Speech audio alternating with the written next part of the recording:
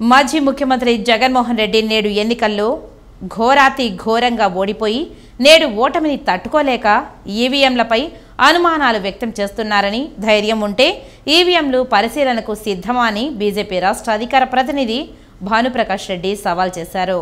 Tirupati press క్లబ్లో బుధవారం ఉదయం ఏర్పాటు చేసిన మీడియా సమావేశంలో ఆయన మాట్లాడారు. జగన్మోహన్ రెడ్డి రాష్ట్రంలో గత 5 సంవత్సరాలుగా ఒక రాక్షస పాలన సాగిందని, దీనిని ప్రజలు తిరస్కరించి ఎన్డీఏ కూటమికి ఘన విజయాన్ని తీసుకువచ్చారని ఆయన తెలిపారు.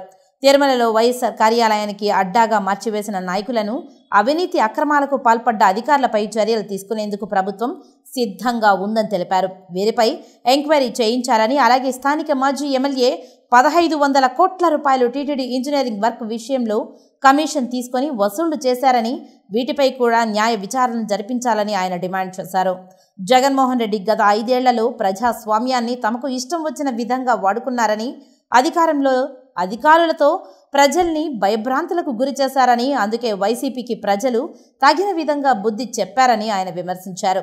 ఈ విలేకరుల సమావేశంలో బీజేపీ నాయకులు పాల్గొన్నారు.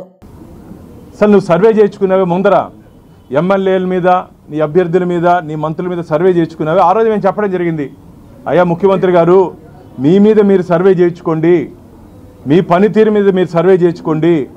అప్పటికే తెలిసిపోయింది ఆయనకి, అప్పటికే తెలిసిపోయింది అరే నా పరిస్థితి ఇది అని. నీ సీటే మార్చాలని చెప్పి ఆంధ్రప్రదేశ్ ప్రజలు భావిస్తున్నారు, నీ సీటే, నీ స్థానాన్నే మార్చాలని చెప్పి ఆంధ్రప్రదేశ్ ప్రజలు భావిస్తున్నారని చెప్పి భారతీయ జనతా పార్టీ ఆ రోజే చెప్పడం జరిగింది.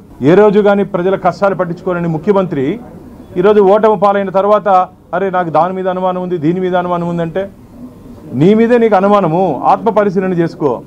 ఈ 5 సంవత్సరాలు ఏ రోజైనా సరే నువ్వు ప్రజలకు సంబంధించిన ఇబ్బందులు ఎన్ని అటెండ్ అయినావు, ఎన్ని పరిష్కరించావు? నీ సొంత ఊరిలో అన్నమయ్య డ్యాము గేటు పగిలిపోయి కొట్టుకుపోతే నీ సొంత జిల్లాలో ప్రజలకు ఇల్లు కట్టిలే, ప్రజలకు ఇంతవరకు కాంపన్సేషన్ సరిగా చెల్లించలే. అక్కడ అది నీ పనితీరు.